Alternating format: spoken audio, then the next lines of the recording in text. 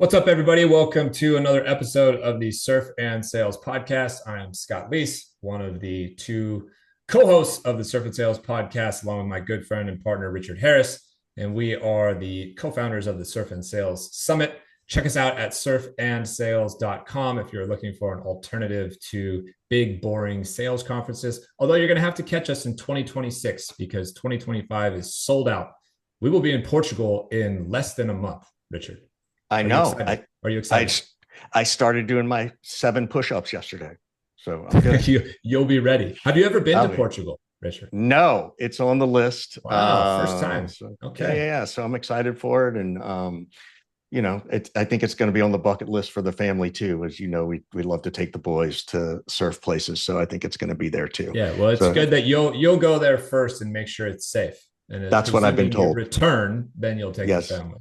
Yeah. absolutely. All So right, Richard, tell everybody who is helping us get this show out there today. Our good friends over at Vasco, we really appreciate what they're doing to support the podcast as well as support the event itself. If you know what it's like to be there on a Monday morning and you're dragging your feet into the weekly business review, you're missing the number and you want to blame marketing for leads, which we all do, and marketing pushes back and customer success shrugs. Like, RevOps is trying to put all this together, and that's what Vasco does. They really sort of cut through the noise, pull your data from the CRM and billing systems to help you figure out your revenue forecast.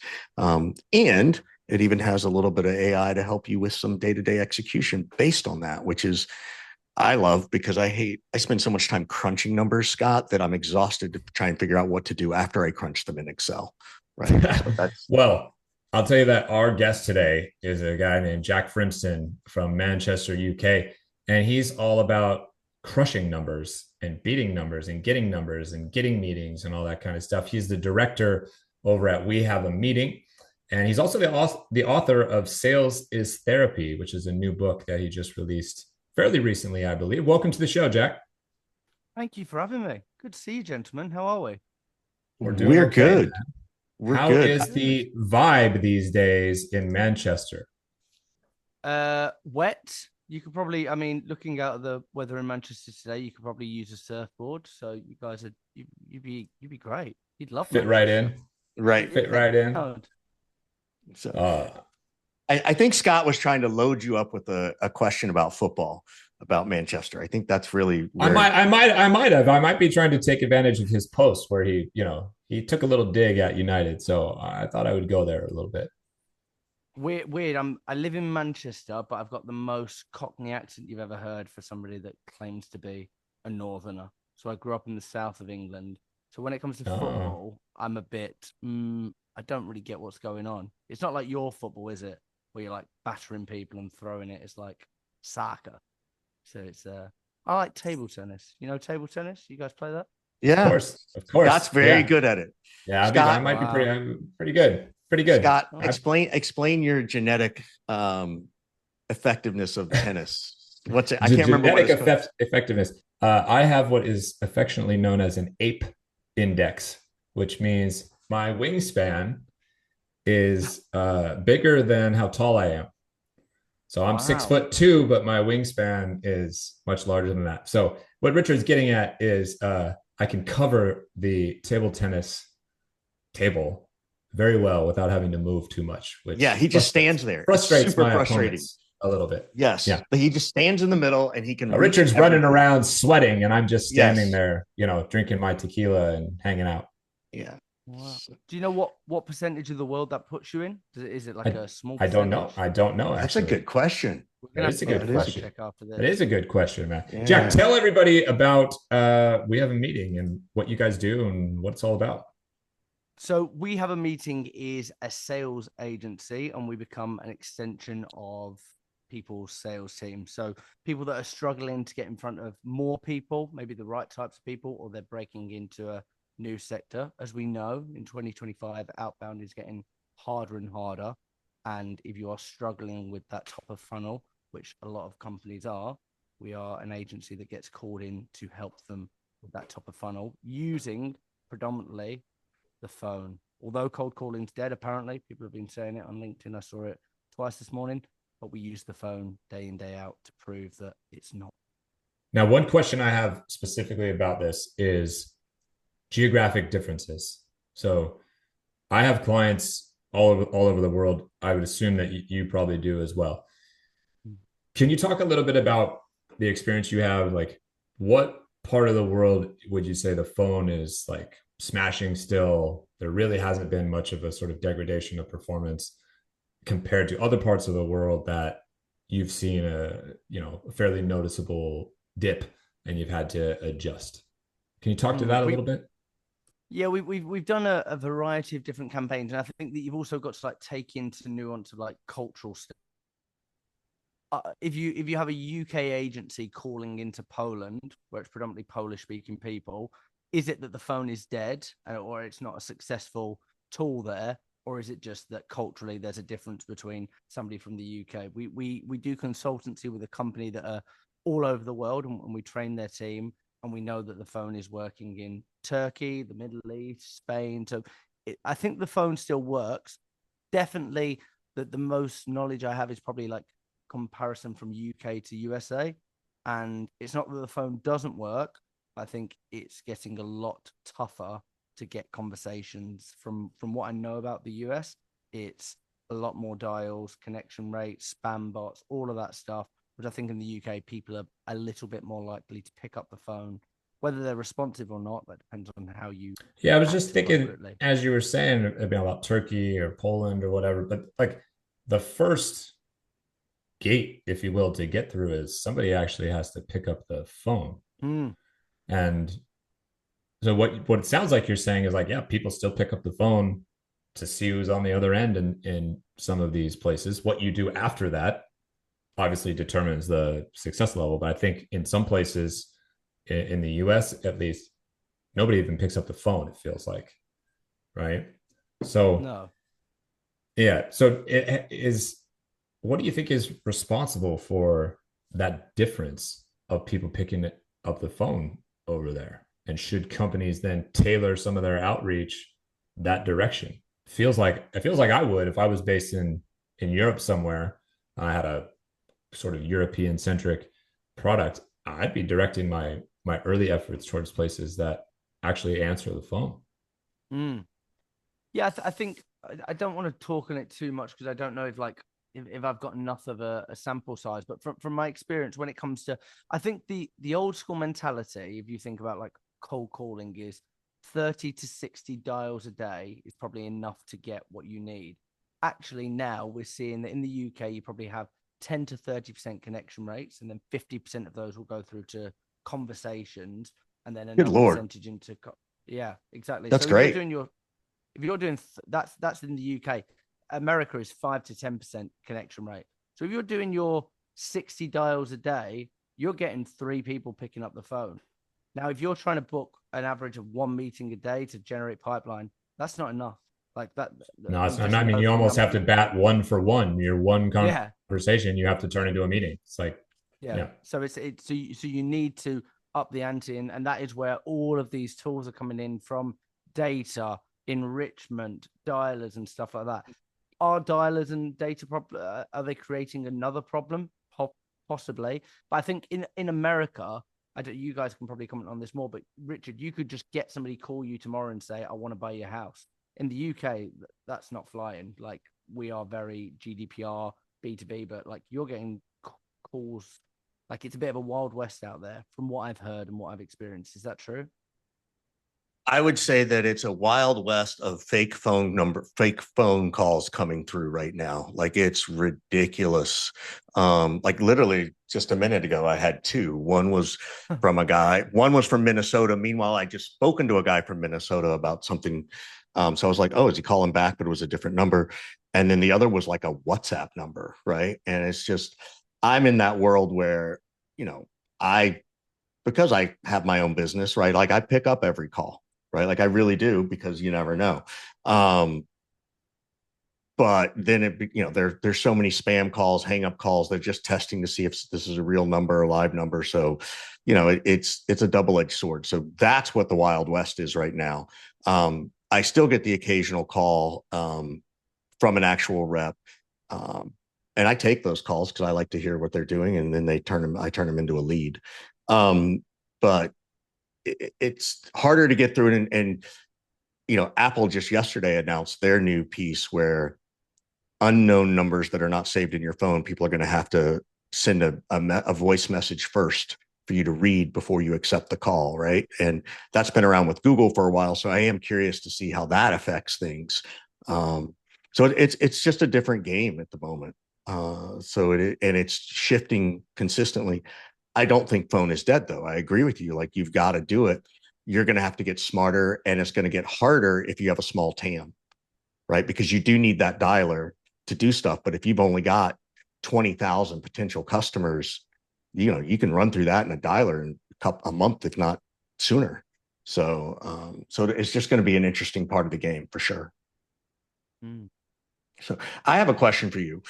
And we talked to somebody the other day. We talked to a guy from Israel about it, right? So many companies in, outside America want to break into the US market, right? Versus the US market trying to expand elsewhere. What are the differences you see going in each direction, right? Is one harder, easier, and I know it's anecdotal, right? Like I don't, maybe you've done some data analysis, I don't know, but I'm always curious to hear about the international approach to breaking into the US, or vice versa, if you know what it's going to take differently from if you're in the US and you want to break into to other parts of the world. It's probably easier for me to comment on UK into the US because that's definitely part of our plans for expansion at a point. I think the big thing that I've noticed is commercially, like, although there is a currency difference, but like I think higher prices in the US don't get nobody bats an eyelid. I think people understand that bigger budgets expect bigger results. I don't know if it is a British culture that actually everybody's a little bit tighter and less willing to spend money. But I think that in America, it feels like, oh, if you spend good money, you would get that. So I know that from some companies that we've worked with, the prices are completely different when they're selling into the UK to the USA, and it's skyrocketed, and they've never had any problems with that. I think the other. Sorry, go ahead. Go ahead, Jack. I was going to say, and then the other feeling is probably like breaking into each state. It feels like if you were comparing Manchester and London, maybe a little bit of a cultural difference when it comes to football and weather, but actually probably not so much in terms of human behavior. We were speaking to somebody earlier today on the podcast, and they were saying like the cultural difference between somebody from Boston compared to Georgia in terms of like selling is completely different, and actually what you do from one state to another wouldn't fly. So I think it's a case of like knowing culturally what you're selling into as well. Do you think that people in the EU just in the UK, just from your perspective, believe it's easier to get into the US or harder to get into the US? Not even commercially wise, just like, oh my God, we're going to go after the US market, and the US market's so big. And like, do they just have these rose colored glasses that, may or may not be true? I don't know. Maybe it is. Yeah, I think, I mean, I can only speak from my own personal experience and bias, but if I say like breaking into America, there is definitely some rose tinted glasses and like romancing of the American dream, to think that's where actually so much happens, and you've got New York and LA and all these wonderful places. So like, yeah, I definitely think there's if you can make it, I mean, it's lyrics to a song, if you can make it there, then you can make it anywhere. So like, what better than B2B sales? Like, I think that's one of the things. If you can put your stamp on the map in the USA, then you're probably going to have success worldwide. Well, I agree with that. I just wonder, so you come in with that, desire and goal, and then do people just get slapped in the face and go, oh, wow, that was not as easy as I thought? And then if so, what are they realizing, aside from the geographic stuff? What are they realizing makes it harder than they expected? I don't know if it is I don't necessarily know if it's the geographic stuff, or if it's just a case of people think things are going to be easier, and they get slapped in the face anyway. Like when it comes to anything sales, like you guys have been working in sales for many years, you've probably been slapped in the face multiple times. I think everybody would romanticize the idea of breaking into America. We're going to do this, and actually probably not be consistent enough or do the work that's required to actually get to where, okay, so if people have tried to break into America, how long have you tried for? 3 months, 6 months, a year? Well, how long does something good actually take to happen? Have you tried 5 years, a decade? Like, do 10 years of trying to break into America and come back and say it doesn't work. But I imagine the case studies, I don't have any evidence of it, but would probably be like, yeah, we tried that. Okay, what did you try? We called 500 people and they all told us they weren't interested. That's probably what's happening. Yeah, there's a lot of that. 500 calls or 5 days worth of effort, or something like that, and then you throw in the towel for sure. There's a few terms that I noticed that you hate. I'll leave the one that we were talking about in the green room alone, but you wrote something about how you hate the term closer. Can you talk a little bit more about that, and whether that was comedy or whether you're serious about that? I think I think if you call yourself a closer, I think there's probably some irony to it. Like if we think about probably the greatest sales film of all time, and I say greatest because of its accolades and not necessarily what it's done for the sales profession, but The Wolf of Wall Street is a brilliant film. I love the film, but actually what it portrays of the sales industry has definitely been true and is definitely true, but it doesn't necessarily teach you how to sell. And Jordan Belfort has made lots and lots of money, but there's a fine line between manipulation and persuasion, isn't there? And that is the intent. So if you go round, and I'm seeing this all the time now on Instagram and TikTok, and we've had people work for us and apply for jobs with us that are high ticket closers. And for me, and our school of thought when it comes to selling is sales is therapy. And actually, it's more about how do I get people to open up, and how do I treat people like human beings, and how do I be interested instead of just being interesting. I think that if you're going in with the mindset of I'm going to close, I'm a closer, well, you're going in with the wrong mindset of it's not about them. How do you give a shit of if your mindset is I'm going into this to see if I can help, I'm going into this to problem solve, I'm going into this to have an open conversation, you're not a closer. If you're going in there to close deals and make money, yeah, you might be highly successful, you might be rich, but I don't think that that's what sales is. Yeah. Doesn't mean it doesn't work. I love the focus on the mindset part. The irony or the funny part to me though is you end almost every post with "Remember, you will die." In fact, you even say, the mindset is everything. Remember, you will die. And what you tell yourself is powerful. Remember, you will die. How are you juxtaposing those two things against each other? Because I sense, it's not hard to sense, but like there's so much sarcasm and snark in your posts and your commentary, which is like kind of, come on, man, stop taking yourself so seriously. This stuff is not such a big deal or whatever, right? But then in the same post of sorts, you're also saying something really, really important for people to pay attention to, which is like you have to have the right mindset here in order to achieve the right outcome, not just for you, but for your clients and your buyers and everything. So there's an interesting yin and the yang effect that I get from reading your commentary and your posting on LinkedIn, which must be hitting the bullseye because you've done a great job of building, a brand and a following. You have a huge network on LinkedIn. So can you talk about that thought process and that strategy of yours? Yeah, I think less so strategy, like with anything, most people like fall into it accidentally. And if you think about the East and the West at the similar sort of times, Buddhism and Stoicism were coming into play. And the Stoics and the Buddhists, they had a different phrase for it, but the Stoics used to whisper Memento Mori on the battlefield, which is remember that you must die. Okay. And that phrase, I think of like your mind as a wallpaper, like the Windows 98, you've got that lovely field. And I think like what is your wallpaper that you go back to, or maybe like what is a mantra, like what are the quotes in life? Like it's great reading all these fucking beautiful quotes in life, but if you do nothing with them, then it's pointless. So like, what is going to be the wallpaper to your mind? For me, one of those mantras is remember you will die. So I think about it every single day when I post. I think about it all the time. I've got a watch that says remember you will die. I've got a book behind me. I've got Marcus Aurelius. I've got like coins. I've got all this remember you will die memorabilia. Someone's Yeah. off me somewhere. But it's just to I didn't know remind me that that. actually. I didn't know that, battlefield soldier angle Yeah.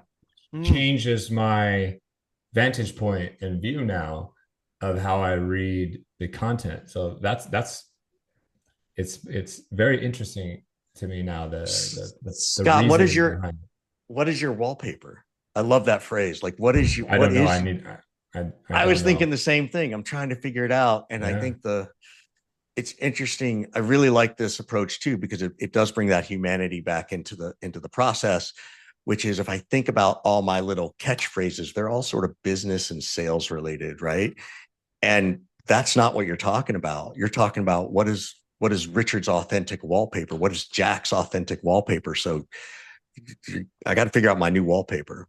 So I think that was, I really appreciate you sharing that. And I was curious, Scott, if, what I yours don't would know. be. I gotta have to dwell on it and think about it a little bit. Yeah. Maybe I can look through some of Jack's like old lyrics and see if there's something in there. I don't know if you know this, Richard, but he was in a band, I think, called the Tailor Made, which is like Wow, a you've done your indie pop research, Scott.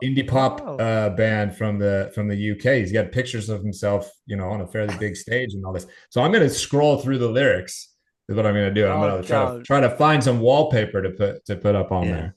That's what I'll do. And fun fact, Scott Leese was also in a band.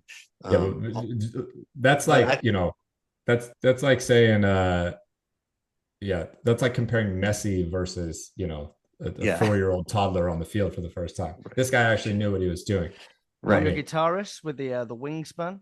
Yeah. Yes. I actually played bass.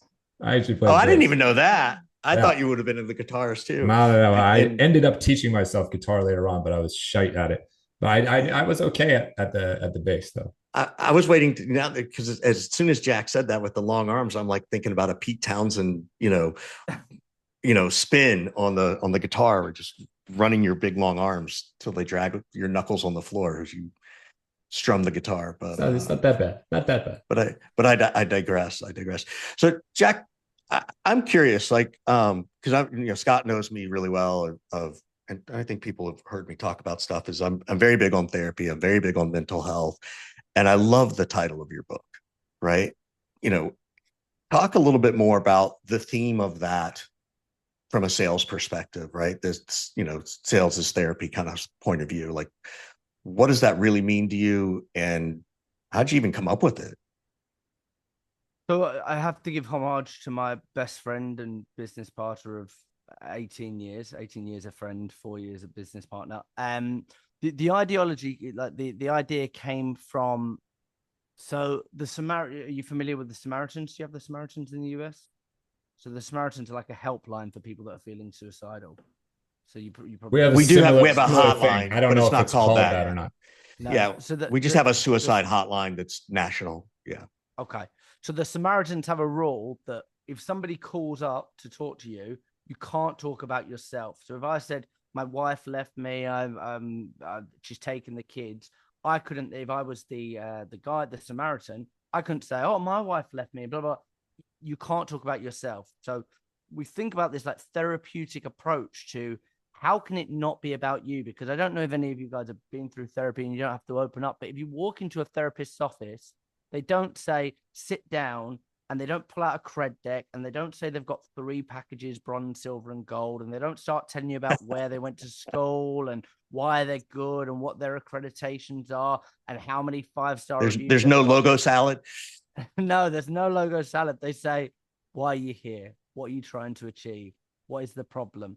And we've found that the best sales techniques don't come from Grant Cardone and Jordan Belfort, but they come from therapists who use CBT techniques. Guess where the therapist stole it from? Socrates. So it's been around for thousands of years anyway, all these amazing techniques of how do I not convince you, but get you to convince yourself. So we've looked at that. We've built a cold calling framework that is based on Alcoholics Anonymous, and we've stolen all of these techniques, and we found that actually it works so much better than trying to be a hard closer. I love it. That's really, really amazing. I appreciate that on multiple levels. Yes, I've done a lot of therapy, and yes, even, I talk about some of the psychology stuff in the way I train, but I've never gone as deep as you have to like go to the Samaritan's approach and the Alcoholics Anonymous and Socrates and those things. So you're making me think to go a little bit deeper myself. So I really appreciate it. What brought you to sales? Like what was your, yeah, you know what? I think I'm going to do this. Did you fail at 12 other careers first, like many salespeople, or did you just always knew? Like what was your, when I was 7 years old, I said, "Mummy, I want to work in B2B sales," and she said, "Jackie, one day you will." No, I was 16, and I was doing work experience in a school, and my best friend said, "Oh, I've stayed on at this company. They want me to work for the summer. It's £4 an hour. Do you want to come and do it?" I said, "What is it?" They said, "It's just calling people." I thought sales was my only experience. I don't know if you've ever watched Only Fools and Horses in the US, but my experience was Del Boy, who wore a big fur coat and had the gift of the gab. And I thought that's what sales was. I did 2 years summer jobs working, and I was crap. I couldn't sell because all I did was talk about myself. And then after university, I moved down to London with dreams of making it in the tailor-made, Scott, now that we've revealed the name. And the only thing I knew to do to make money on the side was to work sales jobs. So I've had so many crappy sales jobs whilst working in the band at the same time and trying to make it, and then falling off, and then going into cruise ships, and then sales. And then at a point just before my 30th birthday, I thought, I've been doing this. I've had about 10 different sales jobs, but I've never got good. What happens if you actually dedicate time and effort? Yeah. And lo and behold, I actually feel that you can change your life in like 1 year if you actually put the intent in. Yeah. All right, I know we got to do one thing, but I got to ask, what was the crappiest sales job? I got to hear that story. I sold. We all have them. So. Oh yeah, I sold like so.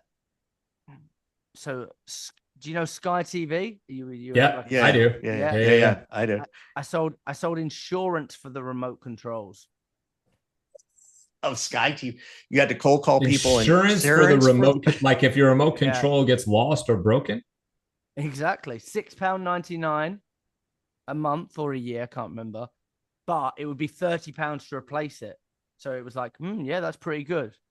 I rang a lot of old ladies that just gave me their bank details. My geez. Yeah, that's pretty good. That's a good one. That's a good one. 2.5 months, I believe.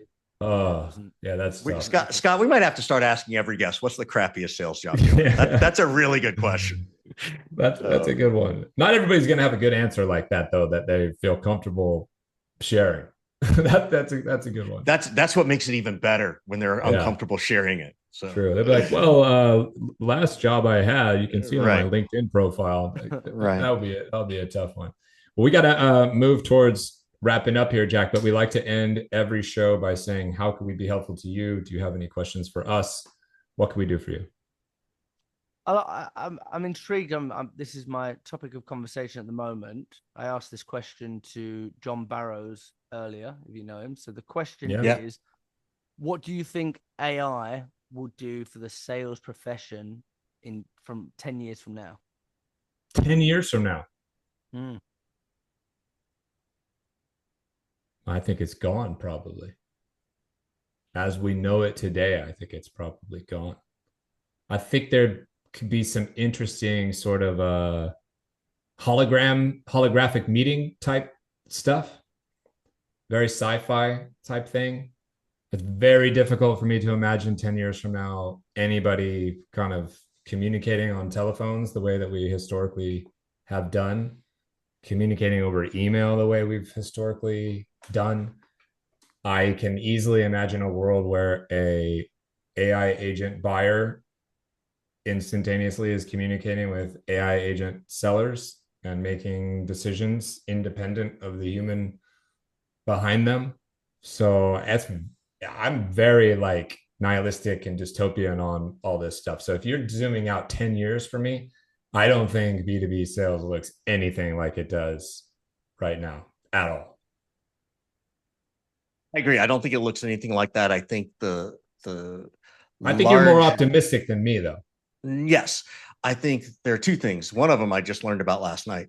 But the first thing is I think the larger multi committee deals, enterprise deals are going to have more of a human touch. I think the research going into those deals from the buyer is going to change, right? You're going to get shortlisted without even knowing it, or you're going to get cut from the short list without even knowing it sooner.